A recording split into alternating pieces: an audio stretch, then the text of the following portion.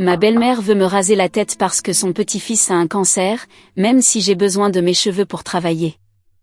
Mais je leur ai dit non, et maintenant toute la famille me déteste. Je travaille comme graphiste freelance, spécialisé dans les affiches vintage. Toute mon activité dépend de ma capacité à recréer avec authenticité les styles des années 1940 et 1950 pour des campagnes publicitaires, des décors de films et des collectionneurs. Je passe des heures à perfectionner les détails d'époque, de la typographie aux palettes de couleurs. Mon appartement est rempli d'affiches originales, de livres de design anciens et de meubles d'époque que j'utilise comme référence pour mon travail. Le fait est que je participe aussi à des reconstitutions historiques comme passe-temps, ce qui est en réalité mon activité principale. Je participe à des reconstitutions de la guerre civile, à des foires de la Renaissance et à des événements de la Seconde Guerre mondiale en tant qu'accompagnatrice ou civile. Ces événements me permettent d'étudier de première main les vêtements, les coiffures et les techniques de maquillage de l'époque. Je prends des centaines de photos de référence que j'utilise ensuite dans mes créations. Mes cheveux, longs et roux, qui descendent au-delà de ma taille, sont complètement naturels et s'intègrent parfaitement à la plupart des périodes historiques avec lesquelles je travaille. Je n'utilise jamais de produits modernes ni de traitements pouvant les abîmer. Ce passe-temps me coûte environ $3000 par an entre les costumes, les déplacements et les frais d'événement, mais il se rentabilise tout seul, car les clients me recherchent précisément pour mon authenticité historique. L'année dernière, j'ai gagné $68 000, ce qui est plutôt bon pour un travail freelance de design. Mon petit ami Matt, 27 ans, a toujours été très compréhensif, tant pour ma carrière que pour ma passion des reconstitutions, même s'il trouve certains événements ennuyeux. Matt et moi sommes ensemble depuis presque 4 ans. Quand nous nous sommes rencontrés, nous avons commencé à parler de typographie, rien de moins, car il avait remarqué que je faisais des lettrages à la main dans le style art déco. Il m'a dit que son grand-père avait été peintre d'enseigne dans les années 40 et qu'il avait encore quelques-uns de ses pinceaux et guides de lettres anciens. Cette conversation nous a menés à notre premier rendez-vous, où Matt m'a montré les outils de l'atelier de son grand-père. C'était une manière étrange de draguer, car au lieu de m'inviter à regarder Netflix chez lui, il m'a invité à voir les outils de son grand-père, sans arrière-pensée, bien sûr. Son grand-père peignait des enseignes pour les commerces locaux pendant et après la Seconde Guerre mondiale. Matt a hérité de boîtes contenant des exemples du travail de son grand-père, notamment de magnifiques affiches peintes à la main pour des restaurants et des magasins qui n'existent plus. J'ai passé des heures à tout examiner, à prendre des photos avec la permission de Matt. Ces références m'ont aidé à décrocher mon premier gros contrat avec une société de production qui réalisait un film d'époque sur la vie à l'arrière pendant la guerre. La famille de Matt vit à environ 2 heures d'ici, dans une petite ville où ses parents tiennent une quincaillerie que l'arrière-grand-père de Matt a fondée en 1923. Sa mère, Paula, 52 ans, et son père, Tom, 54 ans, ont repris l'affaire quand Eddie a pris sa retraite il y a 15 ans. Matt a toujours été très proche de ses parents, il les appelle tous les dimanches et leur rend visite au moins une fois par mois. Il a aussi une sœur, Erin, 29 ans, qui a déménagé en Californie après l'université et travaille pour une entreprise technologique. Cependant, le membre de la famille avec qui Matt a le lien le plus fort est son neveu Kyle, 11 ans, le fils d'Erin. Erin a eu Kyle quand elle avait 18 ans et vivait encore chez ses parents. Elle a déménagé en Californie quand Kyle avait 3 ans, mais l'a laissé avec Paula et Tom, disant qu'elle ne pouvait pas gérer le fait d'être mère célibataire tout en essayant de faire carrière. Matt a pratiquement grandi en aidant à élever Kyle. Il lui a appris à faire du vélo, l'aidait avec ses devoirs et l'emmenait camper tous les étés. J'ai rencontré la famille de Matt environ 6 mois après le début de notre relation. Paula ne semblait pas beaucoup m'apprécier des petites remarques par-ci par-là et Tom était plus sympathique, mais pas énormément. Il faisait des blagues sur mon intérêt pour les reconstitutions historiques, appelant cela « jouer à se déguiser », et demandait si je gagnais réellement de l'argent avec ça.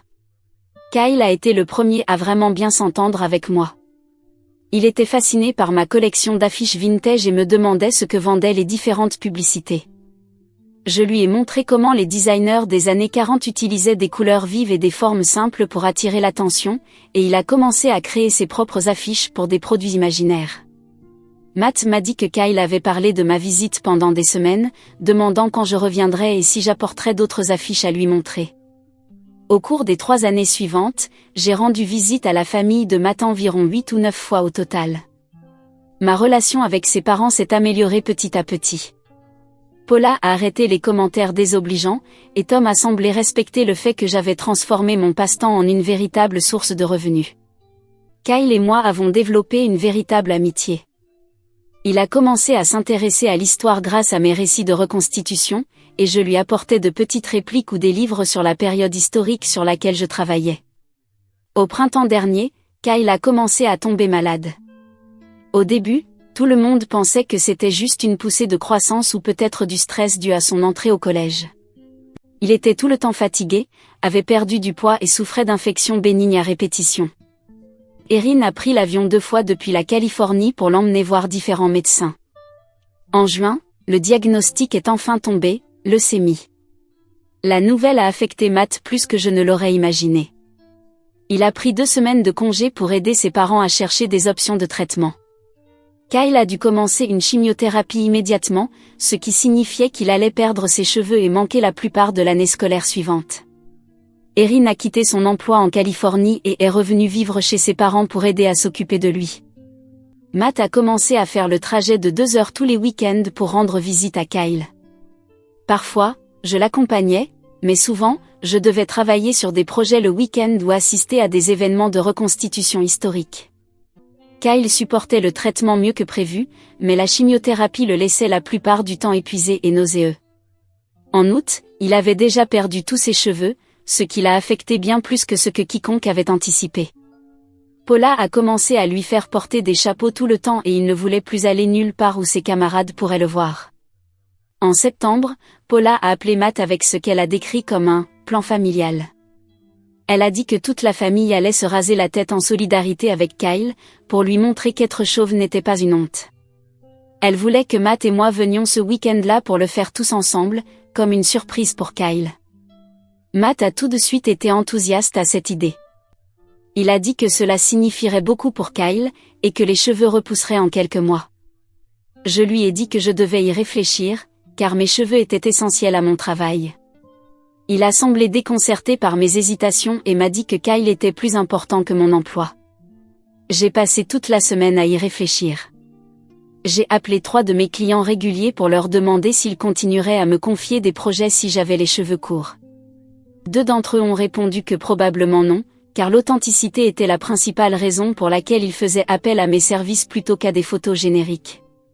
Le 3e a dit qu'il y réfléchirait peut-être, mais qu'il paierait certainement moins, car je ne pourrais plus couvrir autant de périodes historiques. J'ai aussi cherché des perruques de haute qualité qui correspondraient à ma chevelure naturelle. Celles qui semblaient assez réalistes pour une photographie en gros plan coûtaient entre 8 cents et 1500 $, et il m'en faudrait au moins 2 pour différents styles. Malgré tout, les perruques paraissent toujours différentes des vrais cheveux sur les photos, et ne bougent pas de la même façon lors des séances en extérieur. Quand j'ai expliqué mes préoccupations à Matt, il m'a dit que j'étais égoïste et que je mettais l'argent au-dessus du bien-être de son neveu. Il a dit que Kyle se battait pour sa vie et que tout ce qui m'importait, c'était mon apparence. J'ai essayé de lui expliquer qu'il ne s'agissait pas de vanité, mais de mon gagne-pain, mais cela n'avait aucune importance pour lui. Nous sommes allés ce week-end-là, avec l'accord que j'expliquerais ma situation à sa famille et que j'espérais trouver une autre façon de soutenir Kyle. J'ai apporté un paquet cadeau contenant quelques livres sur des figures historiques courageuses et un casque viking de réplique que je pensais pouvoir le faire rire. Quand nous sommes arrivés chez les parents de Matt, Paula avait déjà préparé une chaise dans la cuisine avec des serviettes et des ciseaux. Erin était là avec une tondeuse à cheveux, et Tom avait un rasoir professionnel. Kyle était assis à la table de la cuisine, excité mais nerveux. Paula a annoncé que tout le monde allait se raser la tête à ce moment-là, comme une surprise pour Kyle. Elle avait déjà engagé un photographe pour tout documenter. Erin est passée la première. Tom et Matt ont suivi en plaisantant pour faire rire Kyle. Puis Paula m'a tendu les ciseaux et m'a dit que c'était mon tour. Je lui ai demandé si je pouvais lui parler en privé d'abord, mais elle a répondu que c'était un moment familial et que tout devait être fait ensemble. J'ai expliqué les exigences de mon travail et proposé de trouver d'autres façons de soutenir Kyle. L'expression de Paula a complètement changé. Elle a dit qu'elle ne pouvait pas croire que je mettais ma carrière au-dessus d'un enfant malade. Erin a commencé à pleurer et a dit qu'elle avait quitté son travail pour revenir vivre ici, alors qu'est-ce qui n'allait pas chez moi pour que je ne puisse pas sacrifier mes cheveux? Tom n'a rien dit, mais a secoué la tête et quitté la pièce. Le pire a été la réaction de Kyle. Il m'a regardé et m'a demandé pourquoi je ne voulais pas être chauve comme lui. J'ai essayé de lui expliquer que je voulais le soutenir, mais que j'avais besoin de mes cheveux pour travailler. Il a dit que sa maman avait dû quitter son emploi pour s'occuper de lui, alors pourquoi moi je ne pouvais pas quitter le mien pour le rendre heureux? Matt m'a dit que je l'embarrassais et que sa famille ne me pardonnerait jamais. Il a dit qu'on ferait mieux de partir, puisque de toute évidence je ne me souciais pas de Kyle. J'ai encore essayé de proposer des alternatives, comme collecter des fonds pour ses frais médicaux ou créer un groupe de soutien pour les enfants atteints de cancer, mais personne ne voulait entendre parler d'autre chose que des cheveux. Nous sommes rentrés chez nous en silence complet. Matt a dormi dans la chambre d'amis cette nuit-là et m'a à peine adressé la parole durant les 3 jours suivants. Il m'a finalement dit qu'il avait besoin d'espace pour décider s'il voulait continuer une relation avec quelqu'un qui mettait sa carrière avant sa famille. J'ai quitté son appartement et suis allé loger chez une amie pendant que Matt réfléchissait à ce qu'il voulait. Il ne m'a ni appelé ni écrit depuis 2 semaines. Mon ami pense que j'ai bien fait de protéger mon mode de vie, mais son petit ami pense que j'aurais dû me raser la tête et affronter les conséquences économiques ensuite. Je n'arrête pas de penser au moment où Kyle m'a demandé pourquoi je ne voulais pas être comme lui. Je comprends pourquoi la famille est en colère, mais je sais aussi que perdre mes cheveux aurait signifié perdre la majeure partie de mes revenus pendant au moins 1 an, voire plus, le temps qu'ils repoussent suffisamment. Cela fait 6 ans que je travaille en freelance, et je n'ai pas d'économie pour survivre à une telle pause. Mise à jour 1. Beaucoup de choses se sont passées depuis ma publication originale, et même si ce n'est pas comme j'aurais aimé que cela se termine, je pense que c'est mieux ainsi. 2 jours après ma publication, Matt m'a appelé. Il a dit qu'il avait réfléchi à tout et qu'il voulait parler. Nous nous sommes rencontrés, et immédiatement, il s'est excusé pour la façon dont sa famille m'avait traité. Il a dit qu'il avait été tellement concentré sur le fait d'aider Kyle qu'il n'avait pensé à rien d'autre, et que cela avait brouillé son jugement. Matt m'a expliqué que sa famille avait planifié le rasage de tête depuis des semaines sans lui donner de détails. Sa mère, Paula, avait eu l'idée d'une émission de télévision où une famille faisait quelque chose de similaire. Elle avait convaincu tout le monde que ce serait un moment magnifique de solidarité, qui aiderait Kyle à se sentir moins seul. Il a dit qu'après mon départ, la famille avait poursuivi son plan, s'était rasé la tête et avait pris des photos, mais que Kyle semblait confus par mon absence. Il n'arrêtait pas de demander où j'étais et si j'allais revenir. Matt a compris que Kyle avait espéré m'inclure dans ce geste familial, et que mon absence avait en réalité rendu ce moment incomplet plutôt que spécial. Matt a également admis que ses parents avaient dit des choses à mon sujet qui avaient influencé sa réaction. Paula lui disait depuis des mois qu'elle pensait que j'étais trop concentrée sur ma carrière. Elle soulignait que je ne venais pas tous les week-ends comme lui, et que je préférais parfois mes événements professionnels aux réunions familiales. Apparemment, Erin était la pire. Elle a dit à Matt que toute femme qu'il aimait vraiment serait prête à se sacrifier pour sa famille, comme elle l'avait fait en quittant sa carrière pour revenir vivre à la maison et s'occuper de Kyle. Ce qui me dérange le plus dans tout ça, c'est que Paula et Erin se préoccupent tant de moi, la petite amie de leurs fils et frères respectivement, mais pas de la mère de Kyle, qui a littéralement abandonné son fils pour donner la priorité à sa carrière. C'est elle la mère, et elle l'a fait. Je ne comprends pas pourquoi je devrais faire plus de sacrifices pour lui. Je suis contente que sa mère ait enfin donné la priorité à Kyle, et je m'inquiète aussi pour lui, mais ce qu'on me demande est ridicule. Matt a dit qu'il voulait arranger les choses entre nous, mais qu'il devait aussi maintenir sa relation avec sa famille, pour le bien de Kyle. Il m'a demandé si j'étais disposée à rendre visite à Kyle individuellement pour lui montrer que je me souciais toujours de lui, même si je ne m'étais pas rasé la tête. J'ai accepté d'essayer. Je suis allée le week-end suivant avec un autre paquet cadeau, du matériel artistique et un livre sur des personnages célèbres chauves, comme le Capitaine Picard et le Professeur X des X-Men. Je pensais que Kyle aimerait voir que la calvitie pouvait aussi être associée à des personnages forts et intelligents. Quand je suis arrivée chez ses parents, Paula a ouvert la porte mais ne m'a pas invitée à entrer. Elle a dit que Kyle passait une mauvaise journée à cause du traitement et qu'il ne voulait probablement pas de visite. J'ai entendu la voix de Kyle à l'intérieur, demandant qui c'était, et quand Paula lui a dit, il a crié qu'il voulait que j'entre. À contre-cœur, Paula m'a laissé entrer, mais elle est restée dans la pièce pendant tout le temps que j'y étais. Kyle était ravi de me voir. Il m'a immédiatement montré sa tête rasée, disant qu'il ressemblait maintenant à un super-héros. Je lui ai dit qu'il en était absolument un, et je lui ai donné le livre et les fournitures artistiques. Nous avons passé environ 1 heure à dessiner des super-héros chauves et à parler de son traitement. Il semblait gérer tout cela admirablement, plaisantant sur le fait qu'il n'avait plus à se coiffer le matin et qu'il pouvait porter n'importe quel bonnet sans se soucier de l'aplatir. Mais ensuite, Kyle m'a posé une question qui m'a prise au dépourvu. Il m'a dit que sa maman, Erin, lui avait dit que je ne m'étais pas rasée parce que je pensais que la calvitie était moche, et il voulait savoir si c'était vrai.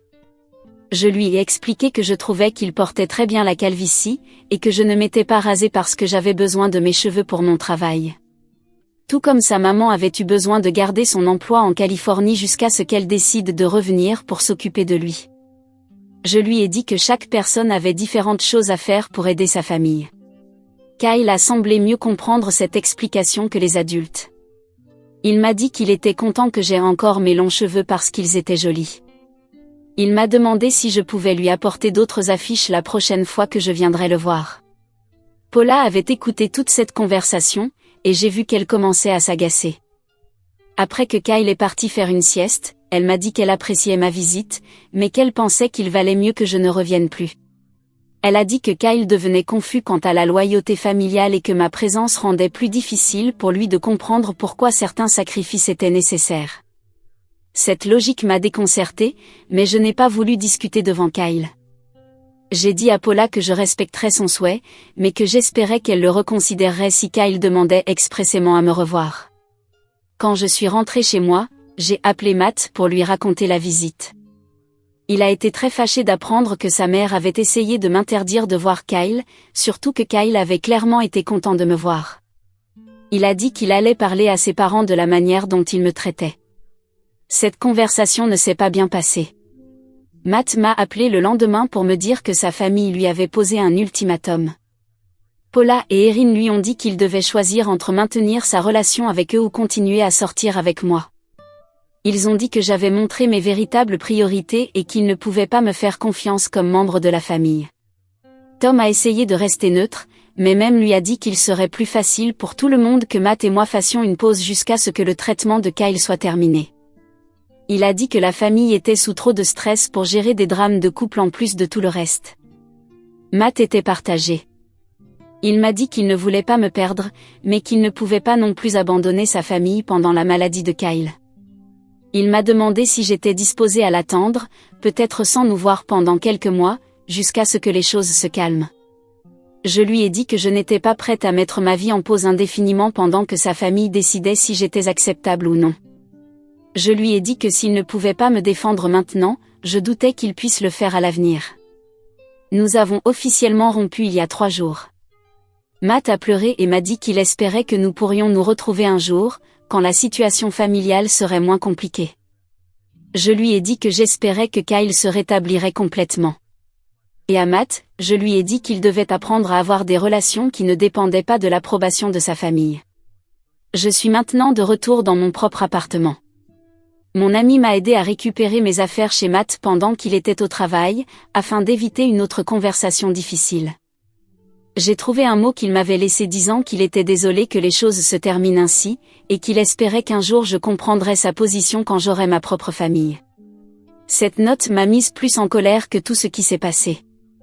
L'implication que je ne comprendrais la loyauté familiale que lorsque j'aurai des enfants m'a semblé condescendante et méprisante.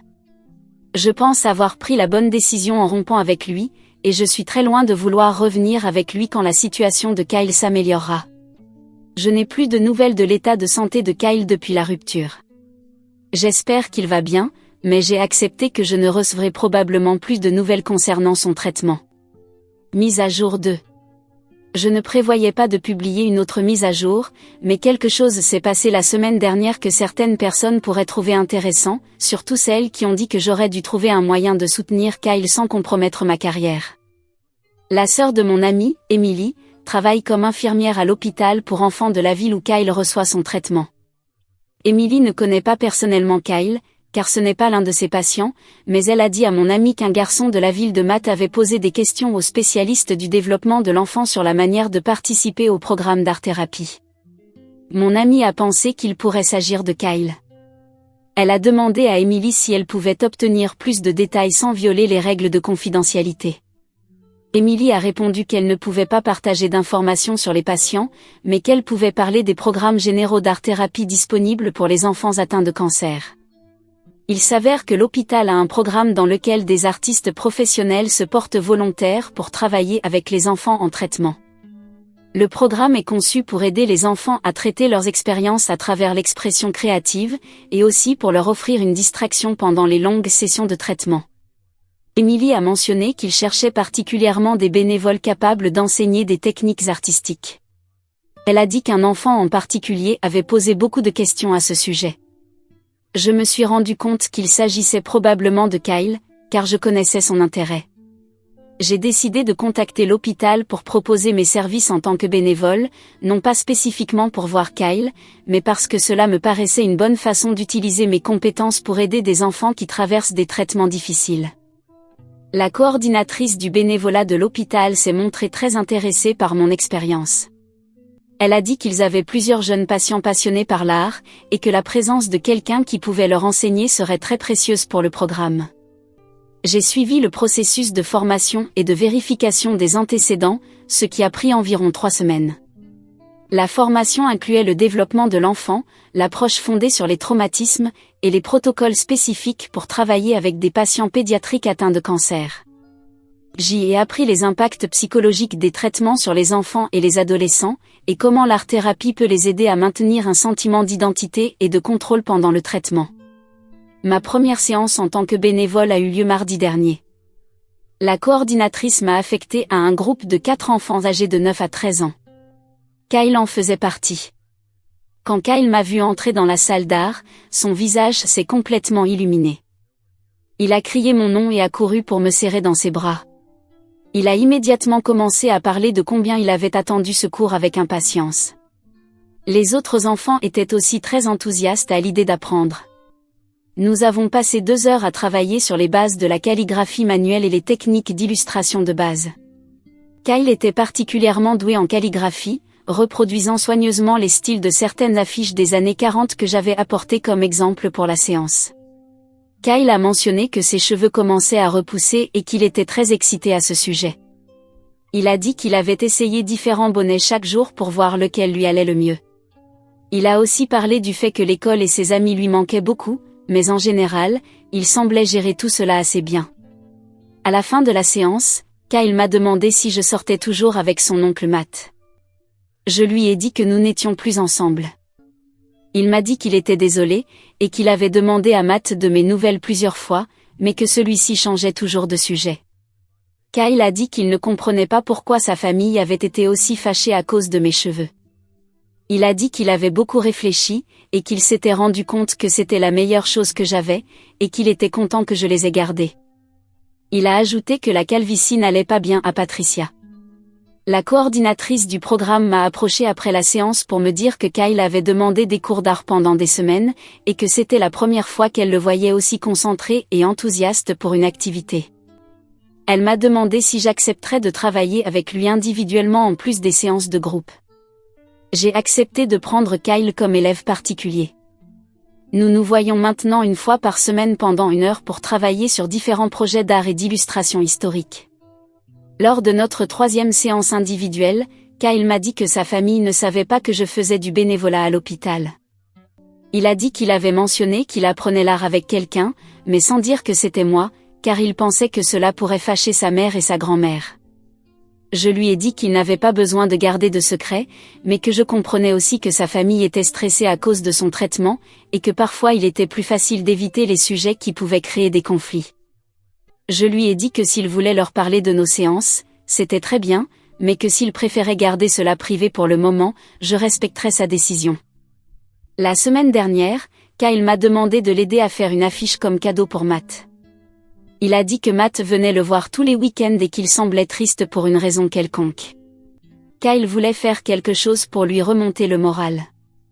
Nous avons travaillé sur une affiche publicitaire pour un voyage de camping imaginaire, car Kyle a dit qu'il allait camper tous les étés avec Matt avant de tomber malade. L'affiche comprenait des dessins de tentes, de montagnes, et un feu de camp, avec du texte disant « La grande aventure annuelle de Kyle et tonton Matt bientôt ». Kyle était très fier de l'affiche terminée. Il a dit qu'il allait l'offrir à Matt lors de sa prochaine visite, et qu'il lui dirait qu'il espérait repartir camper ensemble quand son traitement serait terminé. Je prévois de continuer à faire du bénévolat à l'hôpital même après la fin du traitement de Kyle. Les autres enfants du programme sont tout aussi impliqués et enthousiastes que lui, et je me suis rendu compte que partager mes compétences professionnelles avec des enfants qui traversent des épreuves est quelque chose que je veux continuer à faire à long terme. Mise à jour 3. Kyle a terminé son traitement le mois dernier et est officiellement en rémission. Les médecins sont optimistes quant à son pronostic à long terme, et il a pu retourner à l'école à temps partiel. J'ai continué à travailler avec Kyle dans le cadre du programme d'art-thérapie de l'hôpital jusqu'à la fin de son traitement. Pendant ces mois, il a réalisé plusieurs projets d'affiches impressionnants, mais surtout, il semblait utiliser nos séances d'art comme un espace pour traiter ses expériences et maintenir son sentiment d'identité au-delà du fait d'être un patient atteint de cancer. Les cheveux de Kyle ont repoussé plus épais et plus foncés qu'avant, ce qui l'a beaucoup enthousiasmé. Il a dit qu'il avait l'air plus adulte maintenant, et que certains de ses camarades de classe pensaient qu'il avait grandi pendant son absence. Il était impatient de rattraper le travail scolaire qu'il avait manqué et de se reconnecter avec ses amis. Lors de notre dernière séance officielle, Kyle m'a dit qu'il envisageait de devenir graphiste plus tard. Il a dit qu'il voulait apprendre à utiliser des ordinateurs pour le design. Je l'ai encouragé à continuer de dessiner et à expérimenter différents styles. Kyle m'a également raconté durant cette séance qu'il avait offert à Matt l'affiche de camping que nous avions réalisée ensemble.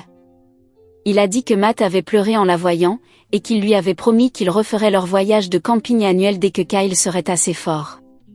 Kyle était enthousiaste à l'idée de montrer à Matt certaines des techniques de dessin en plein air que je lui avais apprises. Il y a 3 semaines, j'ai reçu un appel de Matt. Il m'a dit que Kyle avait parlé à la famille de nos séances d'art et leur avait montré certains des travaux que nous avions réalisés ensemble. Matt a dit que ses parents étaient impressionnés par les compétences développées par Kyle et reconnaissant que je l'ai soutenu même après notre rupture. Il m'a demandé si nous pouvions nous voir pour discuter. J'ai accepté de prendre un café avec lui, bien que j'étais sûre avant d'y aller que je ne voulais pas me remettre avec lui. Quand nous nous sommes rencontrés, Matt s'est de nouveau excusé pour tout ce qui s'était passé. Il a dit que ces derniers mois, il avait compris que l'ultimatum de sa famille était injuste, et qu'il aurait dû me défendre.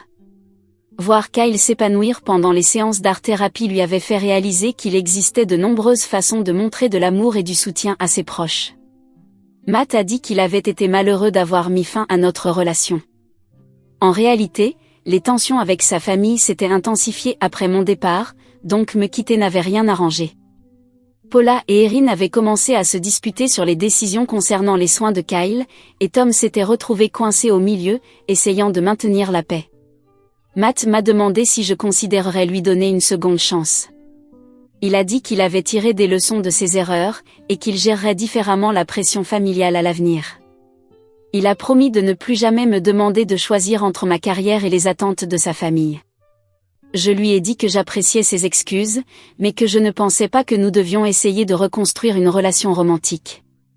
Je lui ai expliqué que toute cette situation m'avait montré que nous avions des façons très différentes de gérer les conflits familiaux, et que ces différences risqueraient de causer à nouveau des problèmes en situation de stress.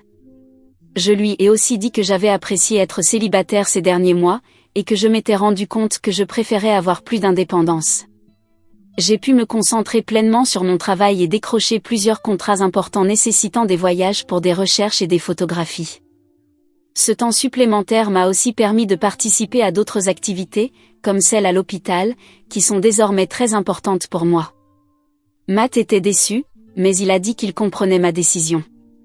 Il m'a demandé si nous pouvions rester en contact en tant qu'amis, et je lui ai dit que cela me convenait tant qu'il comprenait que je n'étais pas intéressée par une réconciliation amoureuse. Il m'a aussi demandé si j'étais disposée à maintenir une certaine relation avec Kyle, car Kyle avait mentionné à plusieurs reprises qu'il regrettait nos séances d'art. Je lui ai dit que je serais ravie de continuer à être sa mentor. Paula m'a appelé quelques jours plus tard pour me demander si j'accepterais de donner des cours particuliers d'art à Kyle maintenant que son traitement était terminé. Elle a dit que Kyle avait demandé à poursuivre son travail en conception d'affiches, et qu'elle ne savait pas comment trouver un professeur qualifié dans leur ville. J'ai accepté de lui donner des cours particuliers une fois par mois, en me rendant dans leur ville les week-ends où je n'ai pas d'autres engagements professionnels. Nous avons déjà eu 3 séances, et Kyle travaille sur des projets de plus en plus complexes. Ces visites mensuelles se passent très bien. Paula et Tom sont désormais aimables et m'accueillent avec plaisir, et Erin montre un intérêt particulier pour les projets de Kyle. Elle a pris des photos de ses créations pour les montrer à d'anciens collègues en Californie, dont plusieurs ont une expérience en design et ont été impressionnés par les progrès de Kyle. Je n'ai pas de contact avec Matt pendant ces visites, en général, il n'est pas chez ses parents quand j'y vais, ce qui semble être un accord mutuel. Kyle a mentionné que Matt était occupé par son travail et par la préparation de leur voyage de camping prévu pour le mois prochain. Je suis satisfaite de la manière dont tout s'est résolu.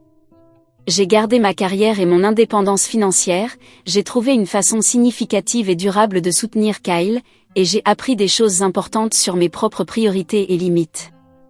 Ma relation avec Matt n'a pas survécu, mais je pense que c'était pour le mieux. Kyle va bien, et c'était le plus important. Il est en bonne santé également. J'ai continué à faire du bénévolat à l'hôpital pour enfants, et je forme désormais d'autres artistes professionnels à travailler avec des patients pédiatriques. Le programme s'est considérablement développé au cours de l'année écoulée, et nous constatons d'excellents résultats en termes de participation des patients et de bien-être émotionnel. Mise à jour 4. Il est probable que ce soit ma dernière mise à jour. J'en ai fini avec cette histoire, et j'en ai fini avec cette famille. Je ne dis pas cela à cause de Kyle, qui heureusement est toujours en rémission, ce qui est la seule chose qui va vraiment me manquer. Le pire, c'est que j'écris ceci non pas à cause d'Erin, de Paula ou de Tom, qui, bien qu'ils aient été durs par le passé, s'étaient récemment montrés reconnaissants envers moi pour avoir aidé Kyle avec ses cours, mais à cause de Matt. Il semble que notre conversation, celle où j'avais clairement exprimé qu'il n'y aurait rien de sentimental entre nous, n'a pas été comprise. Certains week-ends, quand j'étais là-bas, je croisais Matt. Je ne trouvais rien d'étrange à cela, j'assumais simplement qu'il venait rendre visite à sa famille, comme les week-ends étaient aussi ses seuls moments libres, tout comme les miens. Nous en avions déjà parlé. Je ne comptais pas lui demander de cesser de venir le week-end simplement parce que j'y étais aussi pour donner des cours à Kyle. Nos interactions étaient brèves, puisque je travaillais avec Kyle, et nous ne parlions que brièvement à la fin de la leçon, peut-être quand je discutais avec Erin ou Paula des progrès de Kyle, car toutes deux montraient beaucoup d'intérêt. Nous avions échangé quelques messages, mais rien d'alarmant. Matt me demandait simplement comment se passaient les cours avec Kyle, et c'était tout. Jusqu'à samedi dernier. Ce qui s'est passé était si grave que j'ai décidé d'arrêter de donner des cours à Kyle, du moins pour le moment, juste pour m'éloigner de Matt. J'avais une leçon prévue ce samedi, c'est-à-dire demain, mais j'ai déjà informé Paula et Erin que je ne viendrai pas. Elles ont apparemment compris. Tout semblait normal ce jour-là. Nous étions au milieu d'un cours avec Kyle quand Matt est arrivé, ce qui n'avait rien d'inhabituel, comme je l'ai expliqué. Je pensais qu'il était là en visite familiale. J'allais bientôt repartir chez moi et continuer mon samedi. Mais cette fois, c'était différent. Matt est arrivé ivre. Très ivre. Je ne sais pas s'il a conduit dans cet état depuis notre ville, ou s'il s'est enivré sur place, mais faire 2 heures de route dans cet état était déjà extrêmement dangereux. Ce qu'il a fait ensuite était encore pire. Il a commencé à s'approcher de moi d'une manière étrange, et c'est là que j'ai senti son haleine alcoolisée et compris que quelque chose n'allait pas. J'ai demandé à Kyle d'aller dans sa chambre et d'appeler Paula, qui était à la maison. Cette demande a rendu Matt furieux. Il a d'abord attrapé Kyle par le poignet et lui a dit qu'il n'avait pas besoin de partir. Kyle a essayé de se dégager, mais Matt lui a donné une gifle. J'ai tenté d'intervenir, mais comme vous pouvez l'imaginer, j'ai moi aussi reçu un coup. Sa mère est arrivée et lui a demandé ce qu'il faisait. Il a répondu que ce n'était pas ses affaires. Paula lui a ordonné de partir, mais il a dit qu'il ne partirait pas tant qu'il n'aurait pas une discussion avec moi. Finalement, Paula a appelé la police ainsi que Tom, qui était dans le garage. En attendant l'arrivée de la police, Tom a dû le retenir physiquement pour le calmer, car Matt disait des choses incohérentes et se montrait agressif, même envers son propre père. Il a finalement été arrêté. Une fois tout calmé et après m'être assuré que Kyle allait bien, je suis rentré chez moi. Parmi les choses que Matt criait, certaines avaient du sens, bien qu'elles ne formaient pas des phrases cohérentes. Il parlait de revenir avec moi, de me ruiner la vie et d'autres choses violentes, y compris des insultes envers ses parents, qu'il tenait pour responsables de tout. Je ne sais pas exactement à quoi il faisait référence, mais je ne veux certainement pas revivre une telle situation. J'ai désormais peur de Matt. C'est pourquoi je suis resté chez mon ami quelques jours, le temps de décider quoi faire. Il est probable que je doive demander une ordonnance restrictive temporaire. Mais comme tout cela est récent, je n'ai pas encore eu le temps de planifier mes prochaines démarches. La seule chose que je sais avec certitude, c'est que j'espère ne jamais avoir à écrire une autre mise à jour. J'espère que Matt restera loin de moi. Mise à jour événement supplémentaire de ces dernières semaines, Matt a été coupé de sa famille. Erin ne veut plus qu'il s'approche de Kyle, et ni Paula ni Tom non plus. Matt a conduit ivre pendant 2 heures jusqu'à la maison, c'est un miracle qu'il n'ait tué personne. La raison de toute cette situation semble être liée à quelque chose que mon ami a découvert. Matt a perdu son emploi environ 2 semaines avant son explosion chez ses parents.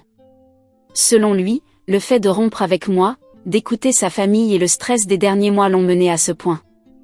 Il pense que me quitter est ce qui a causé l'effondrement total de sa vie.